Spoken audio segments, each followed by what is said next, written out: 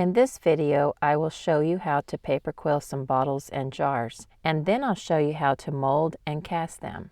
I wanted to make it easier for you, so I created a pattern. That way you just have to cut them and then quill them.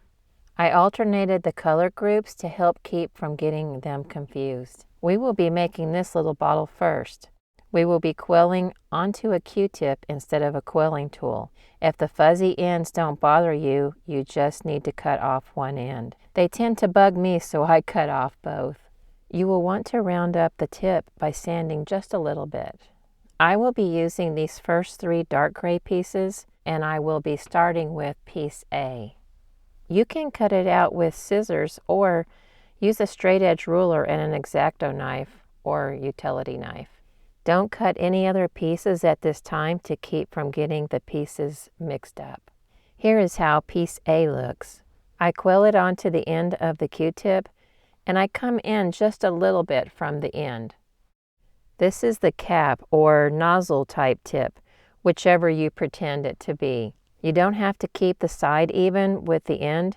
Since it's a triangle, it tapers on both sides, creating a rounded appearance. Now I'm cutting out piece B. It's straight on one side and slanted on the opposite side. Glue it right under the cap, the straight edge facing away from the cap. Roll it up, keeping the straight edges even and lined up with each other. This piece starts to form the body of the bottle. This is how it's looking so far. Now it's time to cut piece C. I butt it up next to where the last piece stopped. It's a triangular piece, so you don't have to keep the edges even as you roll. It creates a rounded bottom on this bottle. That's it for this first bottle. It's complete. Here's the next bottle. Now we'll be working with this group of light gray pieces. I'm starting by cutting out piece A. These bottle pieces you can set aside for now. We'll work with them later on. I start with a Q-tip like before, except this time I line up the edges and it'll look something like this. Now I'm cutting out piece B. I butt it up next to where the previous piece ended. This piece is a triangular piece and creates the cap of this bottle, so it will have a rounded appearance. Here's how it's looking so far. And now I'm cutting out piece C. Glue it on the underside of the neck of the bottle. It's triangular, so it will taper, creating a rounded appearance. This bottle, I was trying to mimic a picture that I saw of some hair tonic bottles. And this is how it's looking so far up to this point. Here I'm cutting out piece D. I glue it under the piece I just added. It creates the wide bottom half of this bottle.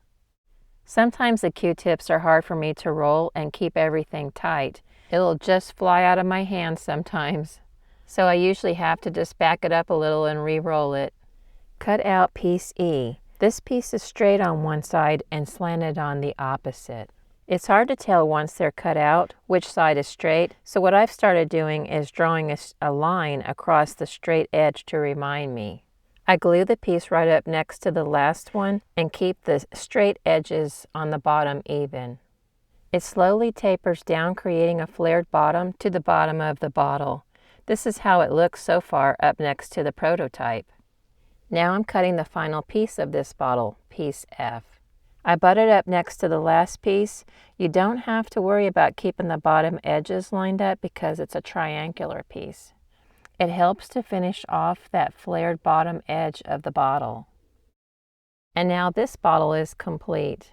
And this is the next piece we're going to be creating. It's kind of like a glass canister.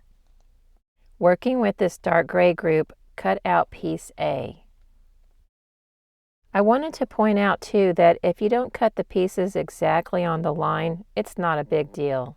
We are going to be creating this little knob that's on the top of the canister first.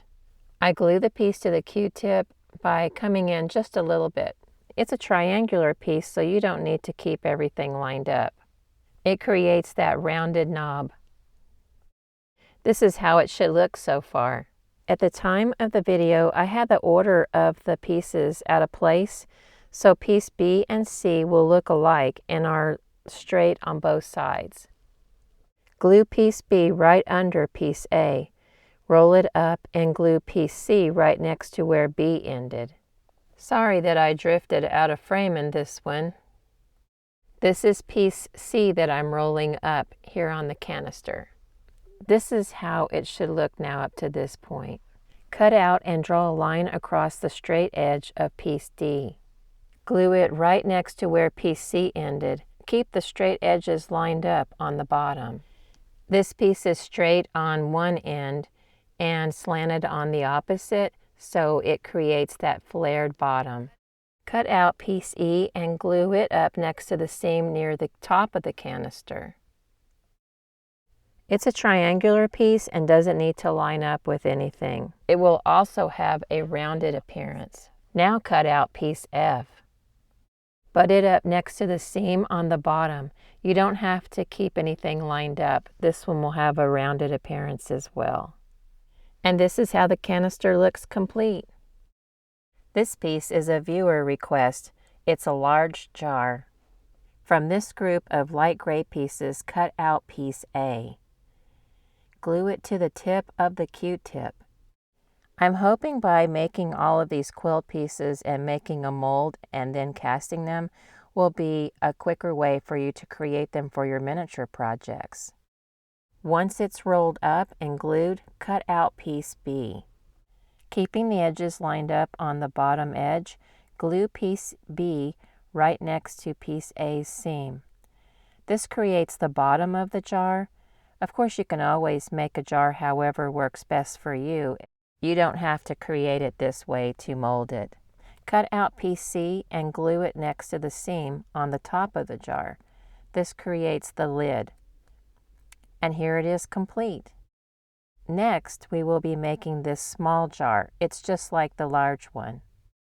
I cut out piece A and glued it to the Q-tip like we did for the large jar on the very end. This jar is basically just exactly like the large one. This is how it looks so far. Cut out piece B and glue to the top at the seam. You don't have to keep any of the edges lined up with this one either. On the small jar, I ended up doing the lid first. Here's how the lid looks so far at this point. Now cut out piece C and glue it next to the seam near the bottom. Keep the bottom edges lined up.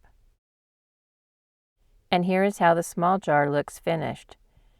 This type of bottle looks best when you have it on a shelf with other bottles to fill in empty spaces.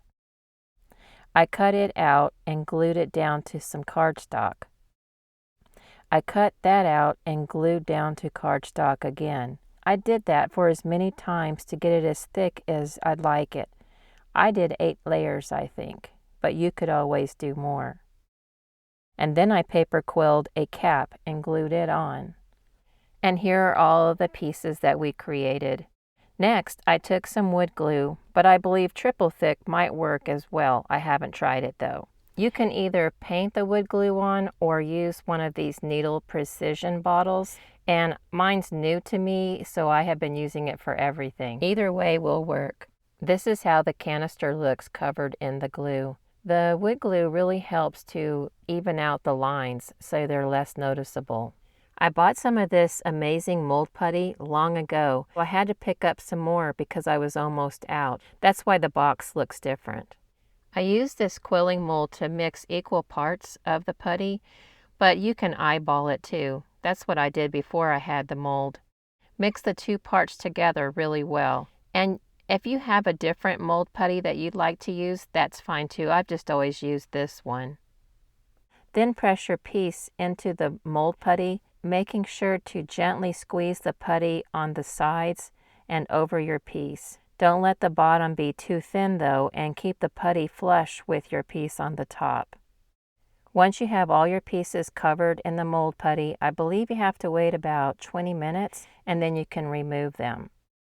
For the quilt piece, I use a polymer clay blade to cut the mold in half. I don't cut all the way through though. If you don't pull it too much when you're molding with it, then it shouldn't rip apart too soon. But if they do, it'll still work. I found a new, to me, do-it-yourself clay. Porcelain clay, I think it's called.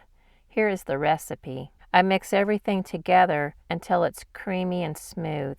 Microwave 15 seconds, then stir, and microwave 15 seconds again and stir. And then I microwave 10 seconds more, and it was sticky but not dried out. You don't want it to be dried out. And please let it cool down some first. Before I started kneading it in my hands, I coated my hands really well with oil. And then I kept kneading, and I believe I kneaded for about 10 or 15 minutes, and all of the stickiness pulls away from your fingers and you end up with that smooth dough. And then cover it with plastic wrap and put it in an airtight container. And I stored mine in the refrigerator, and you need to wait 24 hours before you can use it the first time. I pull off a small section and I colored it with chalk pastels. Just remember the clay dries much darker than when it's wet. I rubbed a small amount of oil into the mold first to help the pieces release. I will still use my other air dry clay, but what I like about this one is that when it's dry and you put a finish on it, it looks like glass. Not these flat bottles, but on the round ones, I stand the pieces up on a nonstick surface, but after a few hours, you may need to lay them on their side to allow the bottom to dry. This clay doesn't give you the detail that polymer clay does, and it also shrinks some, and I will show you at the end of the video how much these did shrink, but you can always use these molds too with the polymer clay.